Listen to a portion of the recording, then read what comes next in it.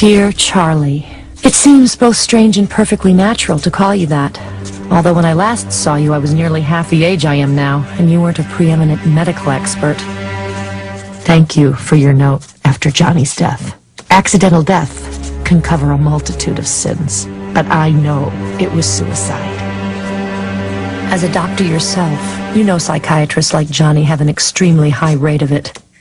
But I think, and this gets me to the material I'm enclosing with this letter, I think Johnny's suicide was prompted by a particular patient. But I'm getting ahead of myself. I'm enclosing what I found in Johnny's personal effects. This box. The handwriting, burn this, is Johnny's, and, well, I didn't listen. Like Pandora, my curiosity got the better of me, and I opened it. I wish I hadn't.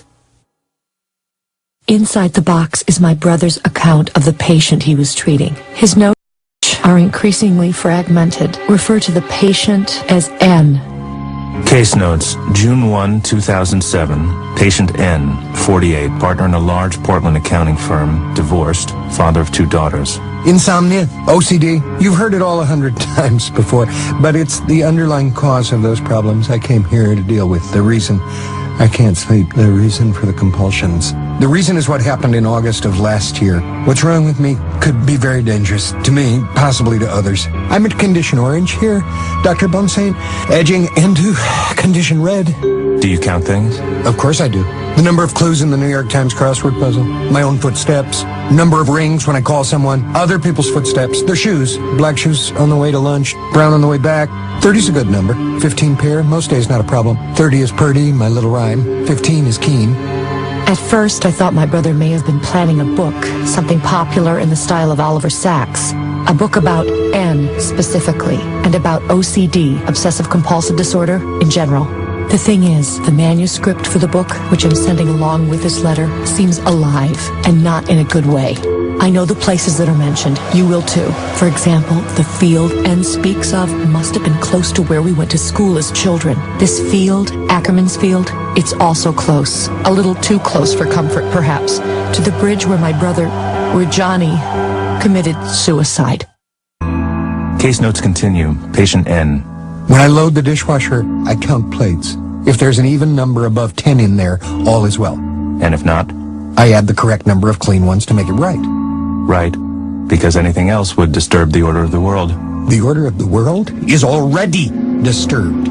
I disturbed it last summer. I disturbed it 10 months ago when I went to Ackerman's field. Only I didn't understand then. Not then. I can't fix it, but I might be able to do that. I have been doing it. By counting things? Yes, but also by touching them. And placing? I knew you understood.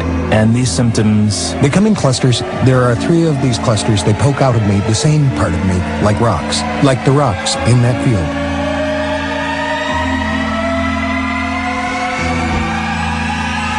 There, that makes it safe. It preserves the world. For now. Reality is a mystery, Dr. Bonsaint, and the everyday texture of things is the cloth we draw over it to mask its brightness and darkness. But there are places where the cloth gets ragged and reality is thin. Ackerman's field is one of those places. Because when you walk up to the stones as I did, and you look at them, you can see the faces. Not human faces either, the faces of beasts and monsters. Or it could just be a trick of the light. I snapped some pictures, 5, a bad number, but I didn't know that yet. I stood back wanting to get all 7 stones in one picture, but when I framed the shot, I saw that there were really 8. 7 by the naked eye, 8 through the lens. I went from stone to stone, touching each one, counting each one. I had to. I knew that the way I know I have to keep breathing if I want to stay alive. This might all still be in my head, but if it's not, if what I saw and sensed in Ackerman's field is real, then I'm carrying a kind of infection, which I could pass on to you. I touched the stones. I'd touched them, and they were fixed. 7 when I looked, 8 through the camera. It didn't matter. After touching them, they were fixed. I felt relieved. But I still felt afraid. There was something wrong. Everything screamed it, even the silence of the birds. So I ran. I was most of the way back to my car. I might even have been touching the door handle when something turned me around again. And that was when I saw there was something in the middle of the stones. It was turning very slowly, but it never took its eyes off me. And it saw me. It saw me looking. And it grinned. And where there was one, there would be more. 8 stones would keep them captive, but if there were only 7, they'd come flooding from the darkness on the other side and overwhelm the world. Case notes continue. Patient N, obsessive-compulsive disorder. The stones are a gate, I think. A gate between realities. Possible schizophrenic tendencies. Maintain observation for code 295.3 symptoms. But there's a gate in our heads, too. One that keeps the insanity in all of us from flooding our intellects. Is that what you think happened to you at the field? That some kind of barrier in your mind had been breached? No. Yes. I'm not sure. I felt distorted, dislocated. That I'd seen that in the stones there was a face. And I felt infected. Dangerous, as if I could summon the thing just by thinking about it too much. And it wouldn't be alone. That whole other cosmos would come spilling through like vomit through the bottom of a wet paper bag. I went around and locked all the doors. I was sure I'd forgotten a couple, so I counted. Front door, back door, pantry door, bulkhead door, garage overhead door, back garage door. 6 doors. 6 is a good number. How do you know? I just knew. It's warm, not cold. Like 5 or, 7. 6 is a fix, I remember saying. I couldn't sleep, so I counted all the books in my bedroom bookcase. 93. That's a bad number. Divide 93 by 3, you get 31. 13 backwards, so I added another book, 94. But that wasn't enough, so I got 6 more and crammed them in. 100, a good number. 6 is a fix. Exactly, you get it. And were you placing things, too? It started with just touching, but yes, always even numbers of things. Usually in a circle or on a diagonal. Circles and diagonals keep things out. Counting, touching, placing those things. It's a lot of work. A lot of responsibility. Case notes continue. Patient N. Today, N related how he got the photos he took at Ackerman's field back from the developer. He said that none of the photographs came out. So he rented a digital camera and went back to the field. Classic rationalization behavior. N wanted to return to the field and was looking for any excuse. But this time, the field was obstructed. Patient's compulsion to return to the field was so strong he was willing to risk arrest and prosecution. Classic OCD. Patient is convinced he saw something in the center of the stones. Quoting, "There was a faded place," unquote. Patient claims he felt that it seemed as if he could, quoting again, "punch out with one fist and tear right through the fabric of reality," unquote. At which point patient's delusions returned. Patient claims he heard something. He claims he heard that the stones spoke his name. So you heard your name? You make it sound like it was a trick of the wind? It wasn't. I heard my name because it was spoken. By the stones? No, not by the stones. By it. Whatever it was, grotesque, unnameable thing was, it knew my name. Did you take pictures this time? With the digital? I tried. The stones just fry the camera, but when I looked through the lens again, just like what happened before, through the lens, 7 stones become 8. You see, human eyes take away the 8th stone. A camera lens will put it back, but won't lock it in place. And without that 8th stone, without that final protection, 8 keeps it straight. Without it, it'll get through. What will? It. I'm not sure I understand. There need to be 8 stones to keep the monster away, but there are only 7. There are 7 by the naked eye, but lenses can see the 8th stone. I'm pretty sure a person could see it in a mirror, too, maybe even through a pane of glass. But there's no means of recording it, of making some kind of record of the 8th stone. Is that a polite way of saying I'm crazy? No, I'm just trying to get a clear picture, no pun intended. I get it, you want proof, right? Like you said, some kind of record, so did I. That's why I took the camera in the first place, But you couldn't take a picture, any pictures, of this 8th stone. Do you see what I'm getting at here? Yes, I do. I read about this sort of thing, trying to get the patient to confront his delusions. I get it, but here's the thing. In December, after my OCD started to subside and I was actually sleeping through the night for the most part, something came in the mail for me. Something real. Something that proved it wasn't all in my head. The letter was marked personal, no return address. There was something inside. I could feel it through the envelope. AF. And what did you think the AF stood for? Come on, Doc. What do you think? Ackerman's Field, right? Or a person's initials, or... I knew what it was, and what it meant. If there'd been a letter, it would have said, I tried to keep you out, it's not my fault, and maybe not yours, but either way, this key and all it opens is yours now. That's very specific. That's what it would have said. You sound pretty certain of that. I am. Just like I'm certain that field is now my field. Those stones are now my stones, and whatever it is they're keeping is my responsibility. Just like I understood that I had activated the place just by looking at it. By looking, I took away the 8th stone. I could put it back with a lens, but only for a while. I had to keep renewing the protection with symbolic acts. Things were better last winter. The OCT got better, but then in April, things started getting bad again. I was counting more, touching more, and placing just about everything that wasn't nailed down in circles or diagonals. I started having nightmares again. The same dream. A dark, unspeakable dream. I could see it clear as day, as gray-black as twilight. And even though it was a dream, hope, it was a dream, just a dream. I knew it had escaped from the standing stones in Ackerman's Field. And I knew that it was my fault, because I'd failed in my responsibilities. So this creature, the one that you let escape... Good thought. Excuse me? It's what the creature was saying in the dream. The creature can speak. The creature speaks without talking, just like the stones did. Just like the stones did when they spoke to me.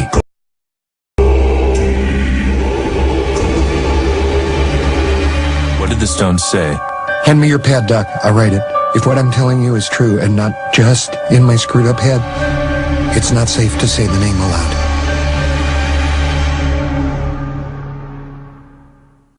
Case notes continue. Patient N. By his own account, N's OCD improved with the arrival of the winter months. Related to SAD, seasonal affective disorder, somehow. Explore further. Possible paper there. However, although the OCD was apparently getting under control, patient experienced vivid nightmares, culminating in to wit, a return to Ackerman's Field. Transcript of patient's account follows. The hay was growing up in the field again, and most of the sumac bushes were turning green, but I saw a scary thing. The darkness was back, inside the stones, but I saw no eyes this time. I wasn't too late, thank God. There was just the darkness, turning and turning, seeming to exult in the fragility of our world, and I knew what I had to do. The sound of the hay brushing against the cuff of my pants was like a voice, and it was warning me to keep away. Forcing myself to go down to that ring of stones was the hardest thing I've ever done. The voice growing louder in my ears. The warning, keep away, getting more urgent. The air began to taste diseased. My skin began to thrum. But somehow I got there, and when I did, I knew what I had to do. 1, 2, 3, 4, don't come to my world anymore. 5, 6, 7, 8, because 8 keeps things straight. 2, 4, 6, 7, 8, just the evens, because evens are safe. Good numbers, safe. That turning darkness began to recede with each pair, and by the time I got to 8, it was gone. And I understood. I understood why things had gotten better for a while. It's the solstice. You see the same patterns repeated all over the world. They're calendars. But not just for days and months, for times of greater and lesser danger. The darkness gathers and recedes, like the tide. The summer solstice is the point of highest danger. The winter, the lowest. I didn't get better in the winter. The darkness just went away. And whether it's real or all just a delusion, the work is just as hard. The responsibility. You can't imagine the responsibility for the entire world, Doc. The weight of it, literally on my shoulders. It just feels that way. The work we have to do now is... At least I'll get a break come winter, if I make it that far. What do you mean? And you know what I think? I think we finished, you and I. Actually, I think we still have a great deal of work left to do. No, we're done. This concludes today's program, as they used to say on the radio. This is very common. After a breakthrough, it's normal for patients to want to... Thanks, Doc. Look, don't worry. You may see me again, or at least hear from me. I can help you. It just takes some time. Thank you, Doc, for everything, for listening. By the way, those, I wouldn't move them if I were you.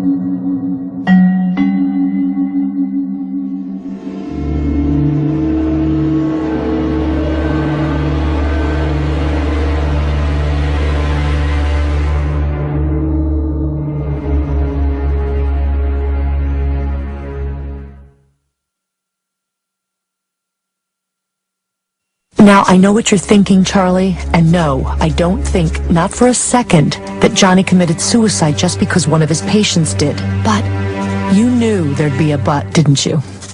I just wonder if the two deaths aren't connected somehow. Because, well, read the manuscript Johnny had started. I think you'll see what I'm talking about here.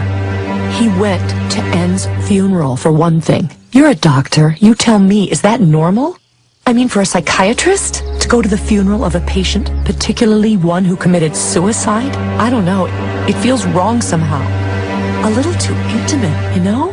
And then there's this project, this manuscript, this decision to go forward with it, to write it. Okay, I know this is going to sound silly, or crazy, or both, but, well, if you can't confess a secret to a dear old friend, who can you confess to? I'm afraid that Johnny's decision to start the manuscript, to spend even one more second in N's head, I'm afraid that that's what contributed to Johnny's suicide. Can a research project lead to depression, to suicide? Probably not. Like I said, I know it sounds crazy, or silly, or both. Backtrailing a patient's mental illness to its source is never comfortable. But once I was there, at the literal ground zero of N's delusion, I was struck by the quiet power of the place. What caught my attention was the little cluster of sumac bushes, the same ones N described. They weren't dead, but the leaves were black, and they had no shape. They were ill-formed things, somehow hard to look at. They offended the order the eye expected. As fundamentally disturbing as that was, what I spotted next was even worse. It was 10 yards away and hidden by the bushes, but I knew instantly what it was, and that I'd made the wrong choice in coming here. There was something in the envelope.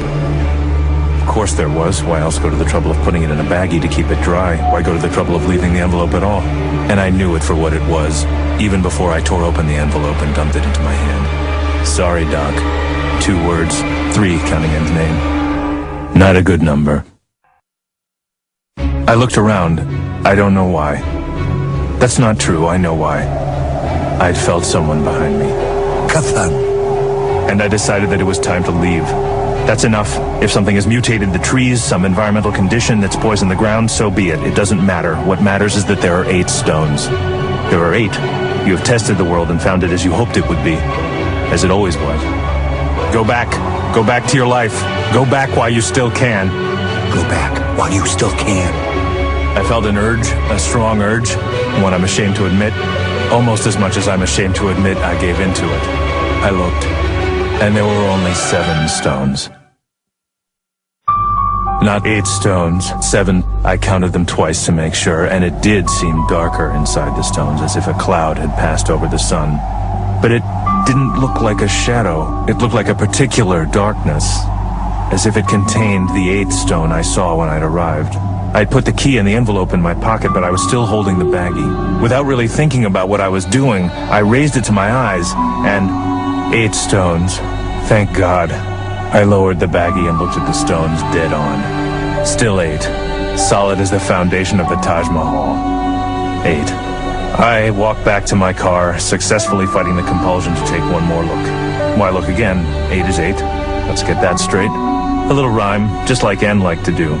But just because I had a moment of being like a child frightened by a ghost story, doesn't mean I've contracted N's affliction. I'm a psychiatrist, a PhD, and trained medical professional, and I'm here to tell you that mental illness can only be contracted genetically, if at all. I'm carrying a kind of infection, which I could pass on to you. I have decided against the article. Best to put the whole business of N behind me. I've thrown the key away. The article remains abandoned. However, I see no reason to discontinue writing down my thoughts and observations as a kind of journal. Fished the key out of the trash this morning. It's just a key. All right, yes, I admit it. I have been counting a few things and making sure there are even numbers around me. Paper clips, pencils in the jar. Doing this is strangely soothing. I have caught N's cold for sure. Something is wrong out there. The eighth stone is weakening. Counting helps but does not fix the basic problem. This must end. I'm going out there. I'm going back.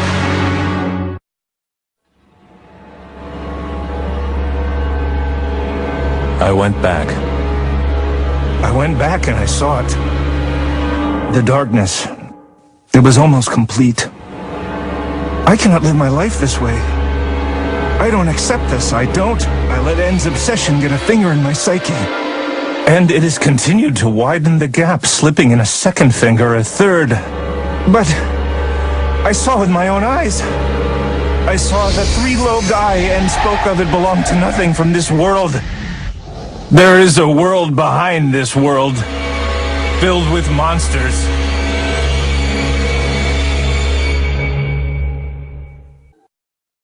I think a Neurontin script might help. Anti-seizure medication, strictly speaking, but in cases like mine, it's been known to help. Valium helps more than Neurontin, I think, as long as I don't overdo it. Cymbalta, that's the trick. Valium and Neurontin have 6 and 10 letters each, which is good, but Cymbalta has 8. And 8 keeps it straight, just like N said. 6 is a fix, but 8 keeps it straight.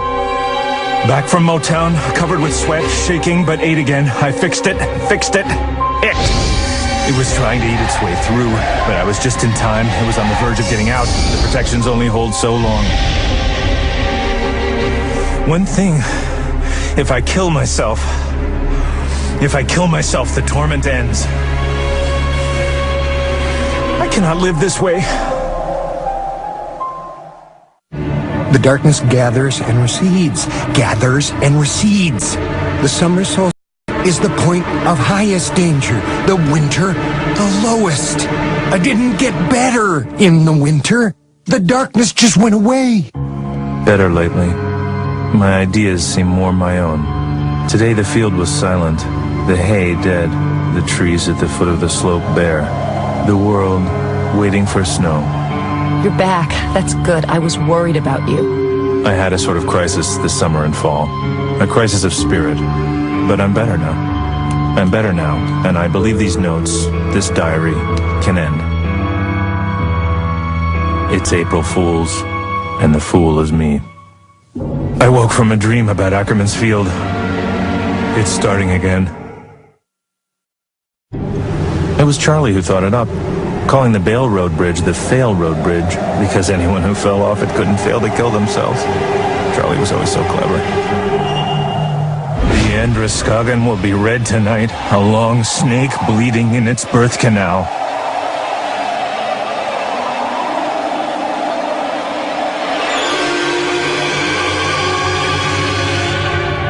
Nick's picks and Mott and sticks. Those stones don't photograph, and was right about that much anyway. Each deeper than the last. This is the design all the earth proclaims. 8 is fate and keeps the world straight. Good deal for the world. Not such a good deal for Dr. Bonsaint. Charlie was always so clever.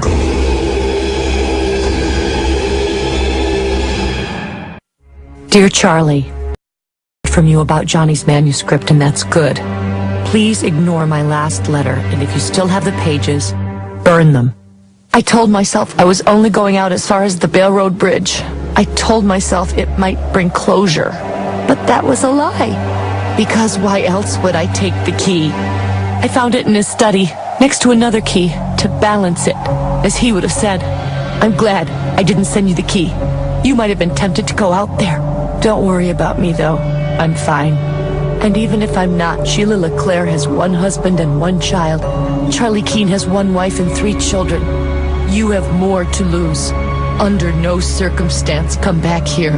There's nothing out there, just some rocks. I saw with my own eyes. I swear there's nothing out there. So stay away.